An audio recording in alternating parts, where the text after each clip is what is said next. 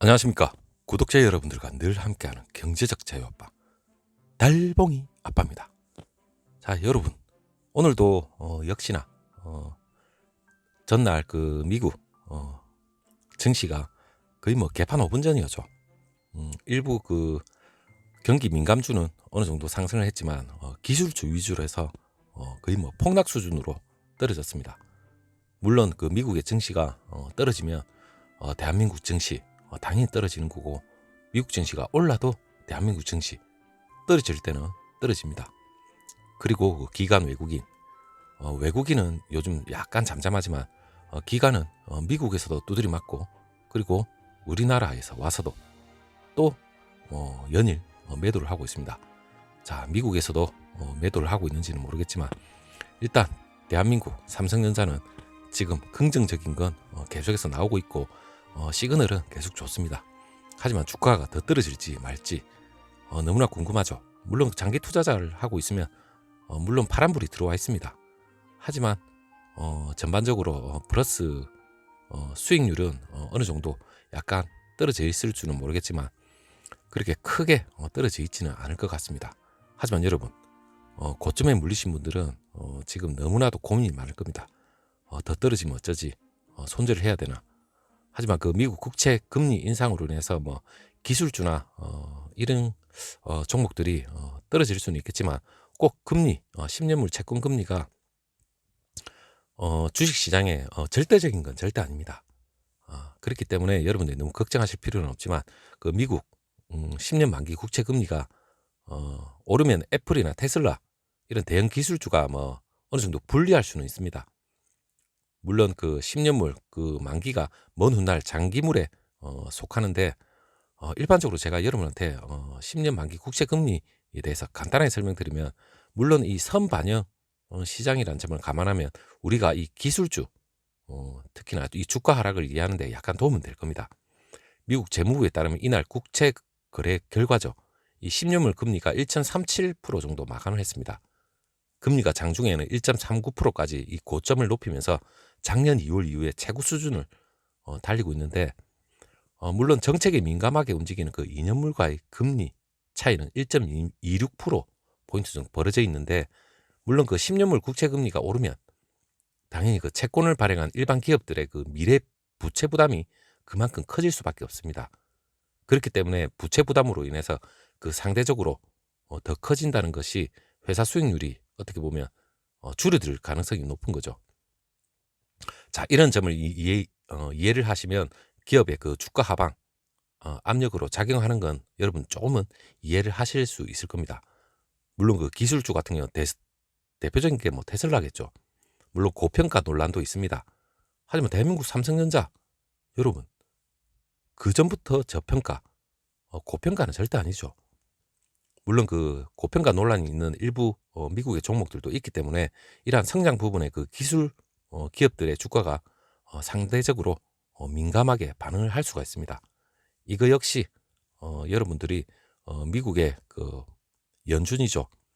연준에 어느 정도 관심을 가져야 될 부분도 있을 것 같고, 그리고 국내 증시 상당히 갈팡질팡합니다. 지금 현재. 그리고 미국 국채 금리가 가파르게 상승하고 있고, 지금 어떻게 보면 엑소더스 이끌시라는 그런 우려까지 나오는데 이건 너무 과장된 것 같습니다.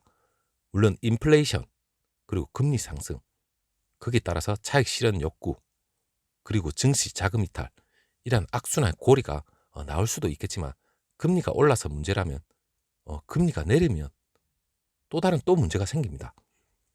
그 간밤에 그 미국 뉴욕 증시죠. 이 채권금리 상승으로 인해서 우려가 계속해서 커지는 바람에 주가가 전반적으로 하락을 했습니다. 물론 대형주 위주의 그 S&P죠. 역시 하락을 했고, 나스닥 기술주 중심의 나스닥도 하락을 했습니다. 자, 10년 만기 국채금리 아까 제가 1.39%까지 상승을 했다고 했습니다. 2월 이후에 가장 높은 수준을 기록했는데, 자, 30년 만기 국채금리가 2.2%까지 오르면서 1년에 최고치까지 찍었는데, 물론 2년물하고 10년물 금리 차이는 4년 만에 제대로 확대가 됐습니다. 제일 중요한 금리 상승이 그동안 증시를 이끌어온 건 당연히 성장주 위주로 이끌어왔습니다. 하지만 이 금리 상승으로 인해서 이탈을 부르고 있죠. 물론 그 풍부한 유동성에 기반해서 이 기술주는 당연히 상승을 해왔습니다. 그리고 금리 오른세에 따라서 자금 리털도 어떻게 보면 계속한다면 치명타가 될 수가 있습니다. 전날에 그 뉴욕 증시, 테슬라, 애플 이란 성장주, 기술주 주가가 어떻게 보면 거의 폭락 수준이죠. 하지만 그 제롬 파월 미 연준이죠. 이 의장의 의회 발언 지금 내일 모레입니까? 우리가 어느 정도 경계는 해야 됩니다. 하지만 장기 투자자들이 이러한 두려움이 있다고 해서 손절은 하시면 절대 안 됩니다.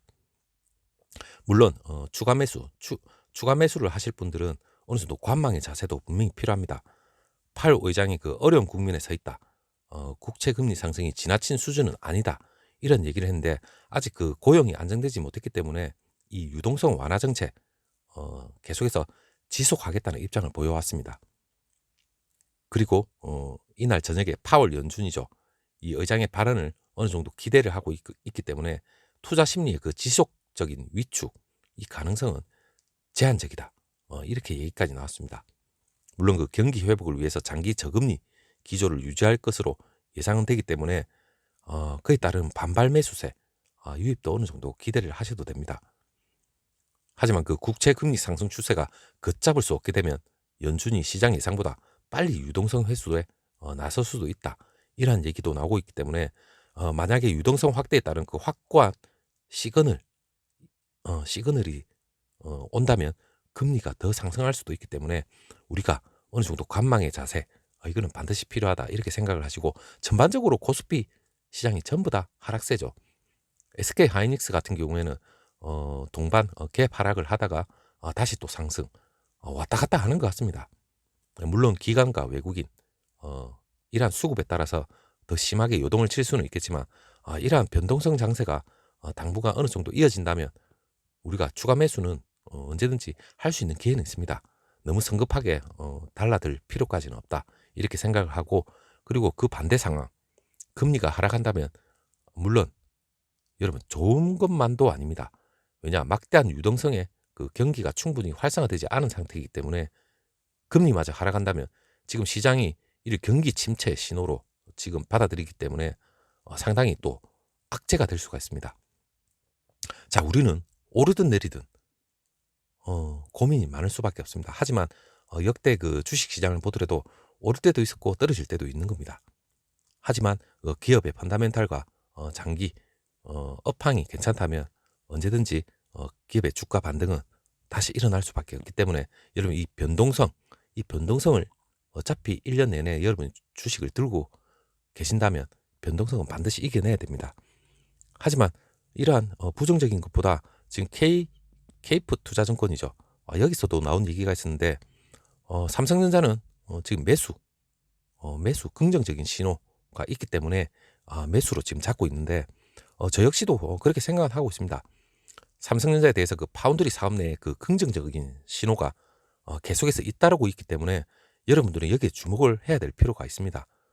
최근에 그 파운드리 공급 부족하고 성단 공정, 초미세 공정이죠. 신규 고객 확보 소식이 계속해서 오고 있기 때문에 목표 주가를 기존에 그 11만 원으로 지금 잡아놓고 매수 의견까지 계속해서 유지를 하고 있습니다.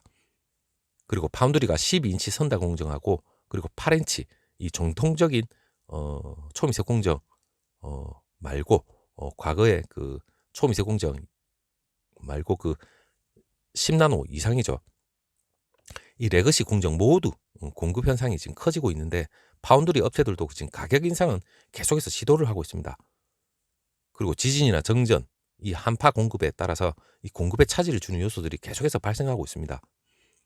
그리고 선단 공정에서 인텔이나 그 외부 파운드리 물량이 계속해서 증가한다는 전망까지 나오고 있기 때문에 여러분들은 이러한 시장 추이 물론 중요하지만 삼성전자의 매출과 관련된 이러한 정보도 빠짐없이 생각은 하셔야 될 것 같고 그리고 퀄컴이나 엔비디아 이러한 주요 고객 수주 자체도 지금 의미 있게 증가하는 추세입니다.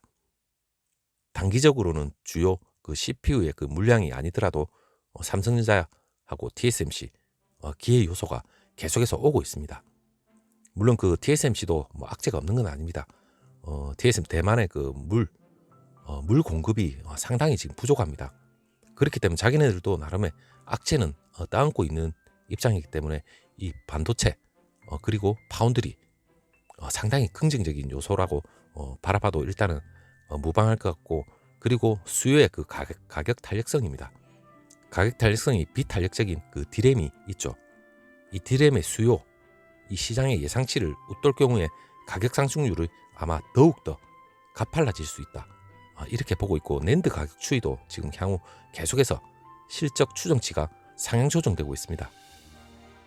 그렇기 때문에 언제든지 반등은 올 수 있고, 그리고 이러한 연준 파월 의장의 그 말 한마디 한마디가 다시 수급에 상당한 영향이 있기 때문에 이러한 변동성에 따라서 여러분들이 홀딩을 하시고 일단은 주가 추이를 유심히 바라보시는 것도 어느 정도의 하나의 기회로 갈 수 있는 방법이기 때문에 너무 이 변동성에 일희일비할 필요는 없다, 그렇게 생각을 하시면 될 것 같아요.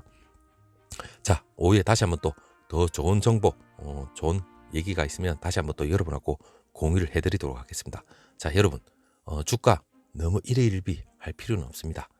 자, 다음 영상에서 찾아뵙도록 하겠습니다. 감사합니다.